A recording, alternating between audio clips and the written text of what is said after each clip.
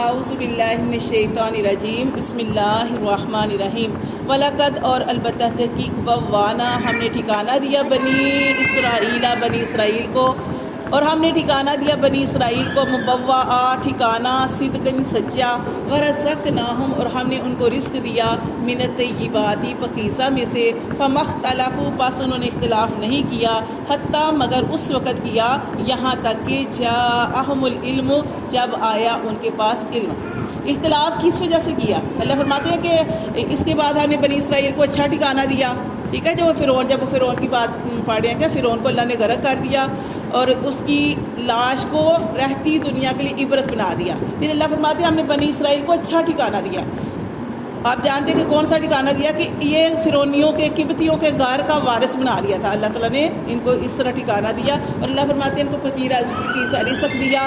ہاں انہوں نے اختلاف نہیں کیا، لیکن کب کیا؟ جب ان کے پاس علم آ گیا، یعنی وہ نبی پاک صلی اللہ علیہ وسلم کا ان کی کتاب میں جو لکھا ہوا تھا کہ ایک نبی آئے گا، اور اسی کے وسیلے سے یہ دعا بھی کیا کرتے تھے، لیکن جیسے ہی وہ نبی پاک صلی اللہ علیہ وسلم اس دنیا میں تشریف لائے تو انہوں نے ضد کی وجہ سے آپ کا انکار کیا۔ جانتے تھے، یہاں پہ دیکھیں اسی لیے کہا جا رہا ہے حتیٰ جاءہم العلم، جب کہ ان کے پاس علم آ گیا تب انہوں نے اختلاف کیا۔ انا بے شک ربا کا تیرا رب یقدی وہ فیصلہ کرے گا بینہم ان کے درمیان یوم القیامت قیامت کے دن فی ما کانوا جس میں تھے فیہ یختلفون اختلاف کرتے۔ فإن کنتا پھر اگر تو ہے فی شک شک میں، کنتا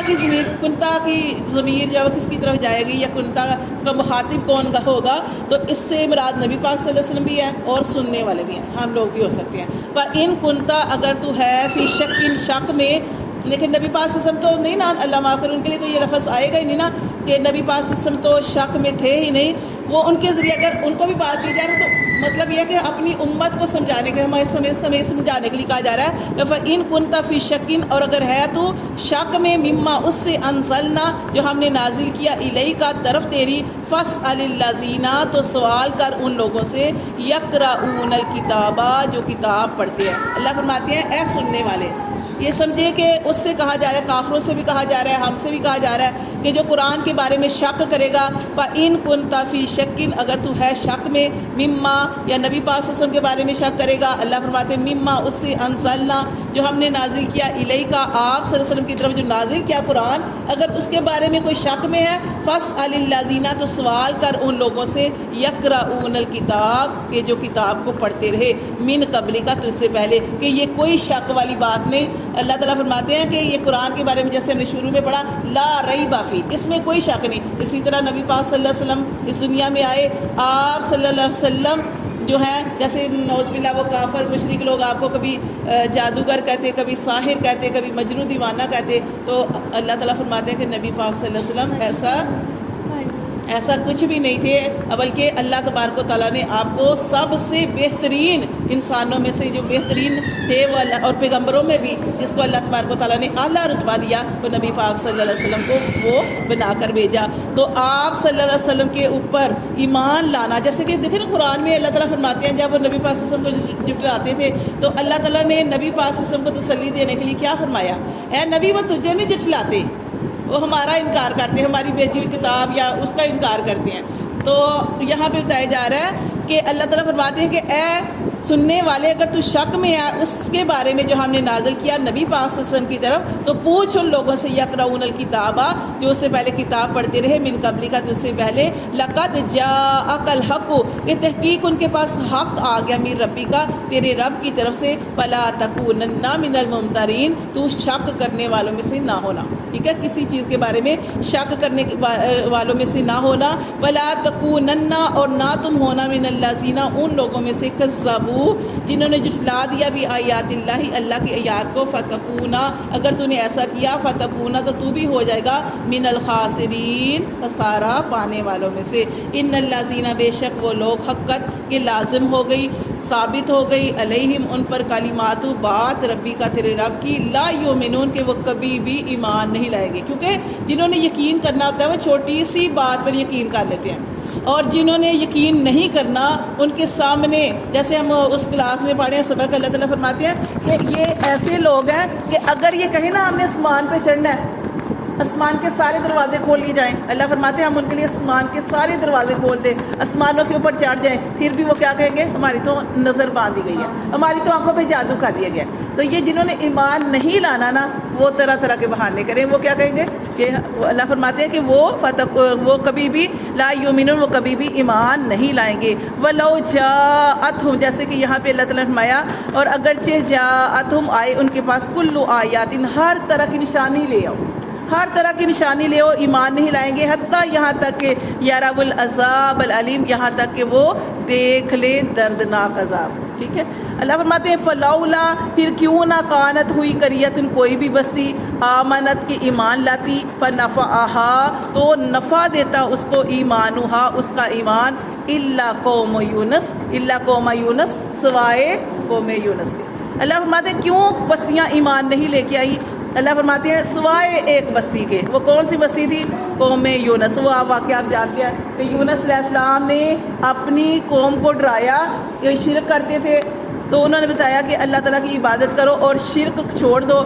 لیکن وہ قوم جو تھی ان کی بات نہیں سمجھی. اور یونس علیہ السلام نے کہا کہ اگر تم نے میری بات نہیں مانی تو 3 دن کے اندر تمہارے اوپر عذاب آئے گا. اب یہ کیا تھا کہ عذاب آئے گا, اور ابھی یونس علیہ السلام کو اللہ کا حکم نہیں ہوا تھا کہ وہ اس بستی سے نکل جائے. ورنہ قرآن میں جتنے بھی نبیوں کا ذکر ہے, اللہ تعالیٰ نے ہر نبی سے یہی فرمایا تھا کہ اے نبی, جیسے لوط علیہ السلام سے کہا تھا کہ لوط علیہ السلام یہاں سے چلے جانا, پیچھے مڑ کے نہ دیکھنا. ہر نبی کو اللہ تعالیٰ نے یہی فرمایا. لیکن یونس علیہ السلام اللہ کے حکم کا انتظار کیے بغیر کیا ہوا کہ وہ اب جب ادھر اس بستی سے نکل پڑے, لیکن کیا ہوا کہ وہاں پہ انہوں نے, جو قوم تھی, انہوں نے دیکھا کہ یونس عذاب آ رہا ہے, کیسے کہ دھواں آ گیا ہے. اور انہوں نے کہا کہ یونس علیہ السلام کو تلاش کریں, جو نبی ہیں ان کو تلاش کریں. اگر وہ یونس علیہ السلام اس بستی میں مل گئے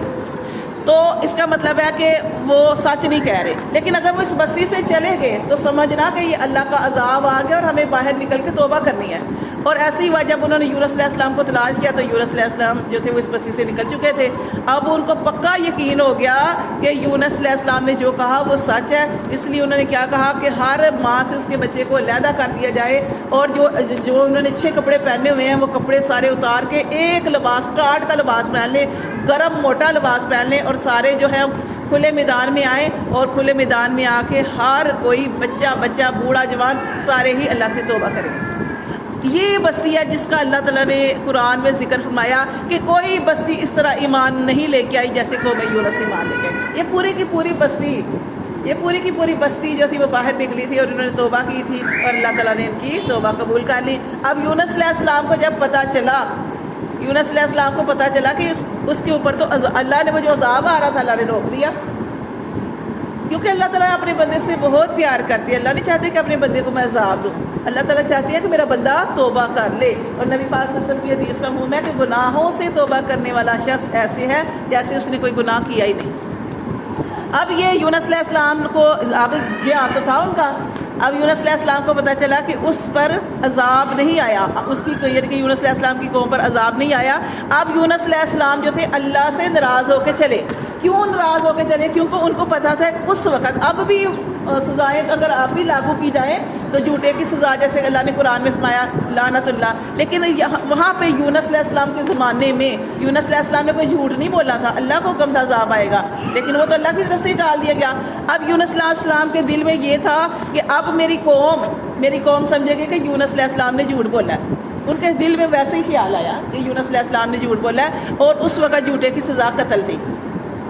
اب یونس علیہ السلام اس ڈر سے, اور یونس علیہ السلام اس وجہ سے بھی کہ اللہ تعالیٰ نے عذاب کیوں نہیں نازل کیا, وہ اللہ سے ناراض ہو کے چلے گئے. کہاں گئے؟ جیسے آپ جانتے ہیں کشتی میں بیٹھ گئے, وہ کشتی جو تھی وہ ڈولنے لگی. تو اس وقت جو تھے لوگ اس طرح کی چیزیں جو تھی وہ لیتے تھے کہ کشتی جیسے وہ بیٹھے تو کشتی ڈولنے لگی. تو انہوں نے کہا کہ اس کشتی میں کوئی ایسا شخص بیٹھا ہے جو اللہ کا نافرمان ہے, اللہ کا بھاگا ہوا ہے. اب یونس علیہ السلام تو مطلب کہ اللہ کے پیغمبر تھے, اور کوئی سوچ بھی نہیں سکتا تھا کہ یونس علیہ السلام کے بارے میں اس طرح کا کوئی معاملہ ہو. اب انہوں نے یونس علیہ السلام نے کہا میں اتر جاتا ہوں, لیکن انہوں نے کہا نہیں آپ نہیں. پھر انہوں نے کیا حل نکالا کہ قرعہ ڈالا جائے, پرچیاں ڈالی جائے, پرچی میں جس کا نام آئے گا. پرچی ڈالی تو نکلی تو یونس علیہ السلام کی نکل آئی کہ ان کو کشتی سے نکالا جائے. آپ یونس علیہ السلام اترنے لگے، انہوں نے کہا نہیں دوبارہ ڈال لیتے ہیں، کیونکہ وہ کشتی والے بھی کہتے تھے کہ یہ نہیں یونس علیہ السلام نہیں، لیکن انہوں نے دوبارہ ڈالی، تیسری دفعہ 3 دفعہ قرآن اندازی کی، 3 دفعہ ہی پرچی میں یونس علیہ السلام کا نام آیا۔ پھر وہ اللہ کا حکم آ گیا، پھر جب 3 دفعہ جب ان کا نام آیا تو انہوں نے پھر دریا کے اندر چھلانگ مار دی۔ پھر وہ جو سارا واقعہ آپ جانتے ہیں کہ مچھلی کے پیٹ میں چلے گئے، لیکن اللہ تعالیٰ کا مچھلی کو یہ حکم تھا کہ یونس علیہ السلام کو خوراک نہیں بنانا، اس کو اپنے پیٹ میں رکھنا ہے۔ اس کو سمجھا رہا تھا اللہ تعالیٰ نے، یونس علیہ السلام کو سمجھانا تھا نا کہ اللہ تعالیٰ اپنے بندے سے بہت پیار کرتے تھے۔ یہاں پہ یونس علیہ السلام کی بستی کا ذکر ہے کہ کوئی بستی ایمان نہ لے کے آئی سوائے قوم یونس کے، لما آمنو جب کہ وہ ایمان لائے، کشفنا تو اللہ فرماتے ہیں ہم نے ہٹا دیا، انہم ان سے عذاب الخزی رسوائی والا عذاب، فی الحیاتی دنیا کی زندگی میں، ومتعناہم اور ہم نے ان کو فائدہ دیا، الہین ایک وقت۔